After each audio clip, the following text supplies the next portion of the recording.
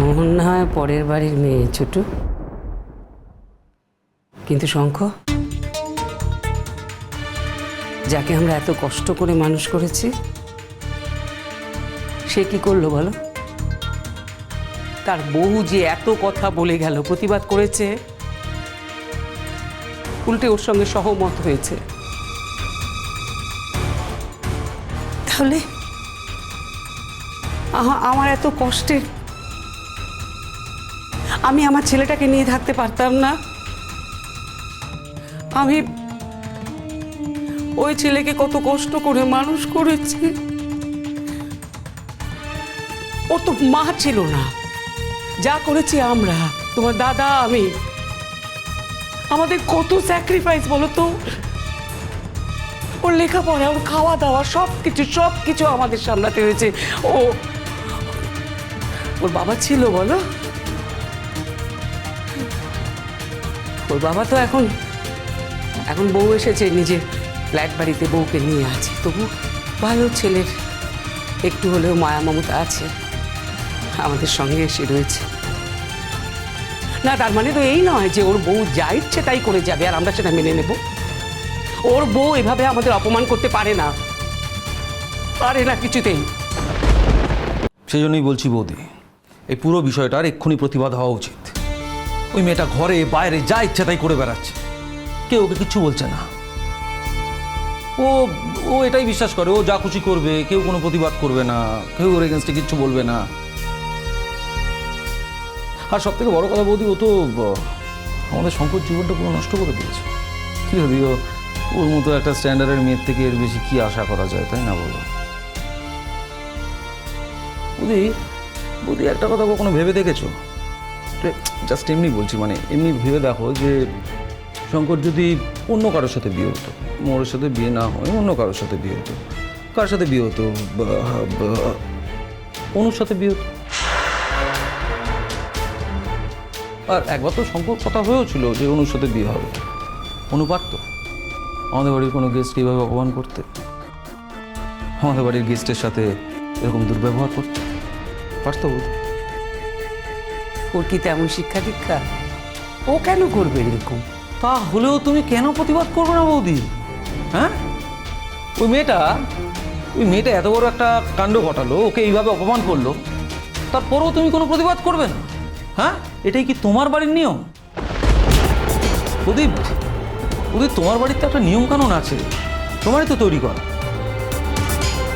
আমরা আমাদের বাড়ির গেস্টদের সাথে এরকম ব্যবহার করে থাকি। আর ও যদি ভেবে থাকে যে ও শঙ্কর বউ হয়ে মাথা কিনে নিয়েছে, তাহলে সেই ধারণাটা ওকে বদলাতে হবে বৌদি। ওই ধারণা থেকে ওকে বেরিয়ে আসতে হবে, ওকে বাধ্য করতে হবে। অনু চলো এখান থেকে, বৌদি চলো চলো, তোমরা চলো আমার সাথে। তোমরা প্লিজ এভাবে মন খারাপ করে থেকো না, আমার খারাপ লাগে। আর বরদাকে ডাকার দায়িত্ব আমার। হ্যাঁ, আর বাকিদেরও কীভাবে এখানে তাড়াতাড়ি অ্যারেঞ্জ করা যায় তার ব্যবস্থা আমি করছি। চলো, আর সময় নষ্ট করো না, চলো তাড়াতাড়ি চলো। মেয়েটা না খেলে মাথা ব্যথা করে, ওর সাইনাস আছে ছোট। মাসিমণি প্লিজ, আমাকে প্লিজ খেতে বলো না, আমি খেতে পারবো না। যতক্ষণ এই অপমানটা আমার মনের মধ্যে থাকবে আমি খেতে পারবো না। দাঁড়ানো না বৌদি, আগে বরদা আসুক, বাকি সবাই আসুক, বাড়ির সবার সামনে দাঁড়িয়ে শঙ্কর বউ অন্য লোকের কাছে ক্ষমা চাক, তারপর না হয় অন্য লোকে খাবে। কি অনু, তারপর খেতে তো আর তোমার কোনো সমস্যা নেই তো? আর এটা নিয়ে তোমরা চিন্তা করো না, এই পুরো বিষয়টা যত তাড়াতাড়ি সম্ভব আমি করে দিচ্ছি।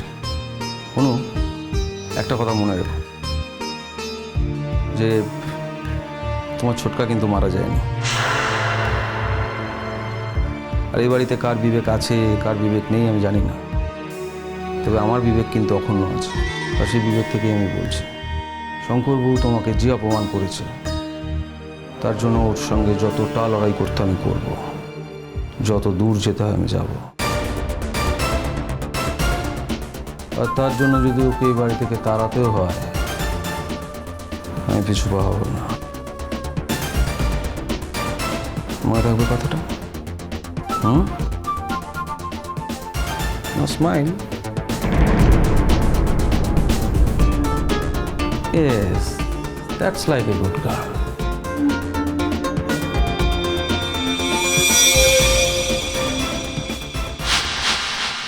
তোমার এত সাহস হয় কি করে, এত উদ্ধত হয় কি করে? তুমি আমার বাড়ির গেস্টকে অপমান করো।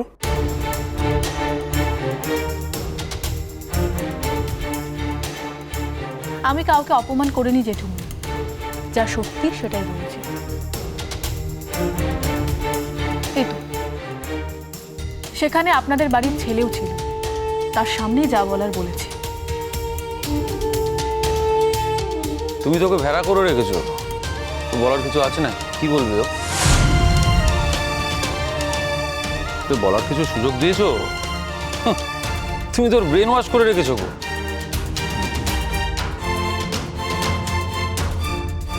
চটকা এই ধরনের আনপার্লামেন্টারিয়ান কথাবার্তা আমাকে বলবে না। শুধুমাত্র তুমি আমার ছোট কাকা, তোমার চটকা বলে ডাকি বলে তুমি আমাকে যা খুশি তাই বলতে পারো না। ছেড়ে দাও না, আমি বলছি এই অশান্তির মধ্যে জড়িও না। দেখো, তুমি বাড়ির অভিভাবক, আমার স্বামী, আমার মনে হয়েছে জানানো উচিত, তাই তোমাকে জানাচ্ছি। ঠিক আছে, আজকে বিকেলে এখন তো গোছানো টোছানো কিছুই হয়নি, আজ ছেড়ে দাও, কাল ও চলে যাবে। এরপর যদি ওর আসার দরকার হয়, ও এখানে এসে হোটেলে থাকবে। আর তেমন হলে আমাদের বাগান বাড়িতে কেয়ারটেকাররা যেখানে আছে সেখানে থাকবে। Objection, objection, objection. আমি তীব্র প্রতিবাদ করছি। আমাদের বাড়িতে কোনো গেস্ট আসতে পারবে না, হ্যাঁ? আর সেটাও দুদিনের একটা মেয়ের জন্য। আচ্ছা অনুলেখা, তুমি আমাকে একটা কথা বলো, তোমাকে মোহর কি বলেছে? আমি তো ছিলাম ওখানে।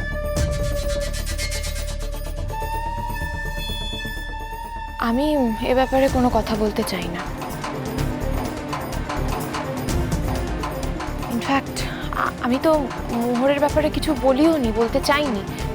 তোমাদের সাথে আমার কথা হয়েছে, আমি সেটাই তো বলতে চাইনি। নেহাত মাসিমণি এতবার করে বলল, আমার পেট থেকে জোর করে কথা বার করার চেষ্টা করেছে। মাসিমণি তো বলল যে তুই এরকম মুখ কালো করে বাড়ি ছেড়ে চলে যাবি, সেটা কি হয়? তাই আমি বলতে বাধ্য হয়েছি। না, কি বলেছে অনুলেখা? কি হয়েছে সেটা তো আমরা কেউ কিছুই জানি না, আমাদেরও তো সেটা জানা দরকার। বাবা, তোমরা জানো না? সারাদিন ধরে গুজগুজ ফুসফুস করছো আর তোমরাই জানো না? ও কিছু জানায়নি তোমাদের? না না বর্দি, আমরা তো কেউই গুজগুজ ফুসফুস করি না। আমাদের যেটা বলার সেটা আমরা খুব জোরে জোরেই বলি। আমাদের বাড়িতে তো এখন নারী স্বাধীনতার চাষ চলছে, আর সেটা করছে তোর বউ।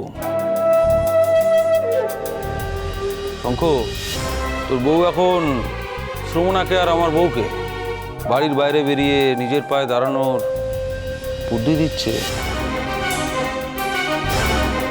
এত সাহস ও পায় কি করে শঙ্খ? হ্যাঁ, ও এখানে কি করতে এসছে? ও এখানে সংসার করতে এসছে না সমাজ সংস্কার করতে এসছে? ভুল বললেন ছোটকা। সমাজ সংস্কারটা সমাজ থেকে হয় না, শুরু হয় বাড়ির থেকে। আমি যদি বাড়ির কারো সাহায্য করতে না পারি, বাড়ির কারোর কোনো কাজে লাগতে না পারি, তাহলে সমাজ সংস্কারের অধিকারটা আমার বর্তায় না। তাছাড়া আমি ছোট মাকে তো কিছু বলিনি, আমি বৌদি ভাইকে বলেছি। বৌদি ভাইয়ের বাড়িতে সময় কাটে না, বৌদি ভাইয়ের হাজবেন্ড এই বাড়িতে আসে না, তার হাজবেন্ডের সঙ্গে তার কোনো যোগাযোগ নেই। আমি বৌদি ভাইকে বলেছি নিজে কিছু করার জন্য, তাতে বৌদি ভাইয়ের সময় ভালো কাটবে। আর সেটা বলে যদি আমি কোনো অন্যায় করে থাকি, এই অন্যায় আমি 1000 বার করতে রাজি আছি। আমি যেটা সবার সামনে বলে দিলাম। চুপ করো বাচাল মেয়ে কোথাকার। ভেবেছিলাম এতদিনের স্বভাব একটু বদলেছে, এখন দেখছি কিছুই বদলায়নি। অনুলেখাকে তুমি কি বলেছো? জেঠুমনি, আমি আপনাদের সামনে একটা কথা বলি। আপনারা জেঠিমনির প্রাইভেট সময়, আপনারা যখন রাত্রেবেলা ঘরের মধ্যে কোনো কথা বলেন, সেই সময় ঢুকে যদি কেউ ইন্টারফেয়ার করে, কেউ যদি প্রত্যেকটা বিষয় জানার চেষ্টা করে, তাহলে কি আপনাদের সেই সময়টা নিজেদের থাকে? থাকে না তো। শঙ্খ আর আমার ক্ষেত্রেও তাই হল।